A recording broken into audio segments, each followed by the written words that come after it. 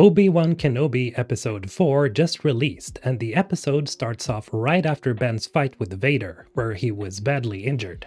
We see how Ben is put into a Bacta Tank to start healing, and while in it, he has intense flashbacks of his fight with Darth Vader. Unfortunately, Obi-Wan never gets time to heal properly as he realizes that Leia isn't there. As he panics, the scene switches to show us the Inquisitor fortress, where we see Leia being detained by the Empire. Leia does her best at making them release her, but to no avail as Reva soon enters the room and starts questioning her. Reva proceeds in showing us how wicked she seems to be and lies to Leia about Obi-Wan being dead, which visibly upsets Leia. We jump back to Jabim where we're introduced to a new character named Roken, played by O'Shea Jackson Jr. Obi-Wan and Tala ask Roken for help in rescuing Leia, but Roken is hesitant to do so since he very well knows who Kenobi is, and even refers to Obi-Wan as General from the days of the Clone Wars. Though reluctant at first, Roken accepts to help Obi-Wan after being reminded that his own wife was taken by the Inquisitors. We then learn that the Inquisitor fortress is located on Nur, which is in the Mustafar system, making it incredibly dangerous to go there since this is where Vader has his own fortress. In the same scene, we get introduced to Wade and Sully, who argues against flying there with speeders since it would be suicide to do so. Tala, however, willingly goes with Ben since time is ticking. While on the ship heading towards Nur, we see Ben trying to get in tune with the Force, something that he still struggles with. Tala realizes that his difficulties are because of his mental state and not his injuries, and that he needs to heal from his brutal memories. Ben retorts that there are some things that you can't forget, clearly referencing his memories of Order 66 and the day that he lost Anakin to the dark side. However, Tala asks him if he cares about Leia, to which he visibly nods, and so we can presume that he gets a boost in confidence. The scene goes to the interrogation with Leia, and Reva reveals that the Empire has found out about the path.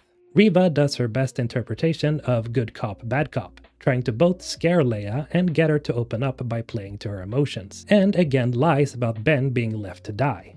But Leia being Leia, of course, resists and sees through Reva's attempts at playing nice, which visibly pisses Reva off. Tala then approaches and lands on the Inquisitor fortress, taking up her Imperial mantle once again. As she makes her way inside, she gets stopped by a controllant who demands her ID. Unfortunately, he sees that Tala doesn't have clearance to enter, and as he asks her about it, Tala puts on her officer role and suggests that she will speak to the Grand Inquisitor about his insolence, to which he backs down and lets her through.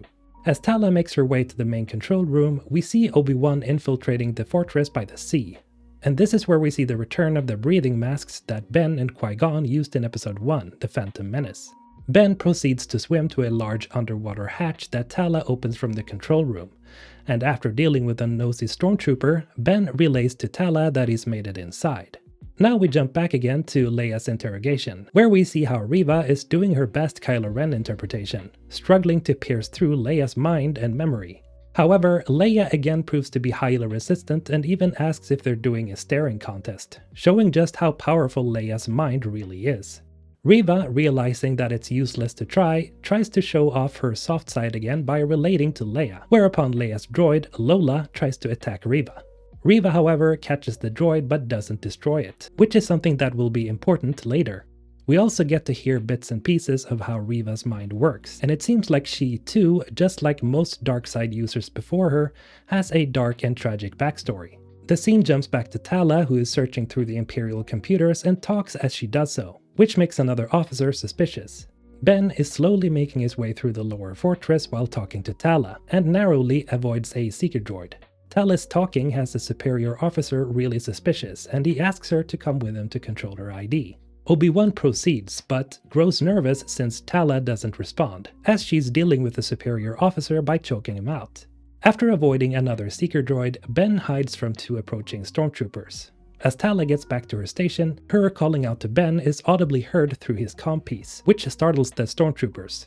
This is where we see Obi-Wan starting to get a feel for the Force again as he focuses up and creates a sound through the Force, which lures the stormtroopers to another location. Ben then proceeds to take another route. Now we jump back again to Reva and Leia having a conversation, where Reva again tries to relate to Leia in order to build trust. And this is when we get an idea of Reva's backstory, as her ability to relate to being alone suggests that nobody came to rescue her as a child, which hints at her distrust of people and her cold nature.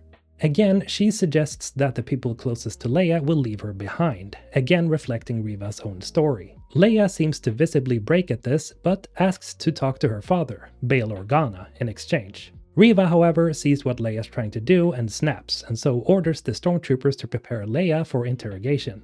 Ben is now at the secure section of the fortress, and it is here we find out that every Jedi that has been captured and interrogated by the Inquisitors have also been kept in either stasis or as trophies.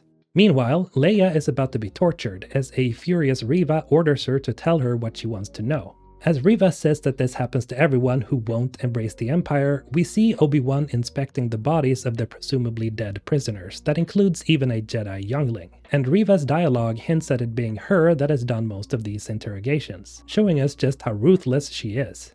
As Leia calls out for help, Ben somehow hears her and asks Tala for a distraction. As the torture is about to start, we can see how Reva is visibly reluctant to what she's about to do, showing that maybe her humanity hasn't left her entirely, and tries to hide her emotions by saying that Leia's responsible for her own fate. Another officer, however, walks up to Reva and tells her that she's needed elsewhere, disrupting the interrogation. Reva and Tala meet, and Tala tries to mislead Reva with false information about the path's whereabouts. As she distracts Reva, Ben shuts off the power to the interrogation room and promptly kills the two stormtroopers with his lightsaber. He and Leia then make their escape. As Reva is starting to figure out that Tala is lying, a seeker droid detects Leia and Ben, and so a station-wide alert goes off, and so Reva leaves Tala with the stormtroopers to be detained. Tala, however, quickly dispatches the stormtroopers, and as she does, Ben protects Leia from both a seeker droid and several stormtroopers. This is also where we see some of his old skills starting to come back again, as he easily deflects every blaster bolt, showing his immense proficiency in the art of defense. And just like the prequel choreography, his movements are almost dance-like in fluidity, which is something that I especially loved seeing this episode. After dispatching the troopers and the droid, Reva is shown making her way towards him, but we then move back to Ben, who now has run into a new squad of troopers. Unfortunately, a deflected blaster bolt hits a window which creates a crack in it. Speaking of which, it's just funny to me that the literal Empire couldn't invest in stronger glass, because this is just embarrassing. Also, Leia's face reaction here is now a meme. Ben proceeds to slay one stormtrooper after another with his 6 skills, and before getting overwhelmed, Ben deflects a blaster bolt against a door control panel, which closes one entrance. However, the cracked window is starting to break entirely because of the water pressure, and so Ben does something really cool. Just like Vader did in the game Star Wars Jedi Fallen Order, he holds back the water through the Force alone, which is just a really cool, almost philosophical moment. Like George Lucas once said, "It's like poetry, they rhyme." Anyway, Tala shows up and retrieves Leia as Ben is holding back the water. As the stormtroopers are breaking through the closed door, Ben lets go of the window that proceeds to break and narrowly makes it through as Tala closes the nearby door, all while the stormtroopers drown in the closed-off section. Ben equips a shoddy disguise and hides Leia under the Imperial coat as they get escorted by Tala back to the landing pad. The Inquisitors are mobilizing in full force, and we see how the 5th brother is blaming Reva for this failure. Unfortunately, just before Tala, Ben, and Leia make it to the ship, Reva discovers them and calls out to them. Being surrounded at all sides, all seems lost until 2 speeders close in and proceeds to fire on the Imperial army. It's revealed to be Wade and Sully, the 2 new characters we met earlier this episode, and as Wade is distracting Reva, Sully rescues Ben, Leia, and Tala. As they make their way off the station, Sully is sadly killed when Reva force throws a battery pack at his speeder. The 5th brother, now increasingly frustrated at Reva, marches off. We then move to probably the coolest shot in this episode, as a pissed-off Darth Vader is approaching the Inquisitor chambers, where he promptly lifts Reva up in the air and starts choking her for her failure to capture Ben. This scene is so incredibly cool because this is really the first time that Vader is shown to be visibly furious. And Hayden Christensen and James Earl Jones really deserve some insane cred for how their combination of body language and voice manages to bring Vader to life here. Now, before Vader proceeds to choke Reva to death, she reveals that she willingly let Ben and the group go, as she knew that Vader not only wanted Ben, but also the location of the people who helped him. And so she reveals that she left a tracker on their ship. Vader is impressed by her revelation and lets her go, making the 5th brother even more upset that she escapes punishment. Reva also plays to Vader's emotions by saying that Kenobi is all that matters, which seems to work on building trust with Vader. As the group lands inside Roken's ship, Roken realizes that Sully is gone, and so the episode ends on a bittersweet note, as Leia holds Ben's hand, showing that a strong bond has formed between the two. And as they have their almost father-daughter-like moment, it's revealed that Reva put a tracker inside Lola, meaning that Vader and Reva will be hot on their heels. I gotta say, this episode was probably the best one so far in the series, and I especially love that we're finally getting to see why Ben was known as one of the greatest Jedi of all time. This combined with Reva's backstory finally starting to reveal itself, and Vader's insanely imposing presence just made a lot of the moments just insanely epic. And I really do love the callback to Jedi Fallen Order, and I really hope we get more stuff like that in the future. As always, have a great day. I'm out.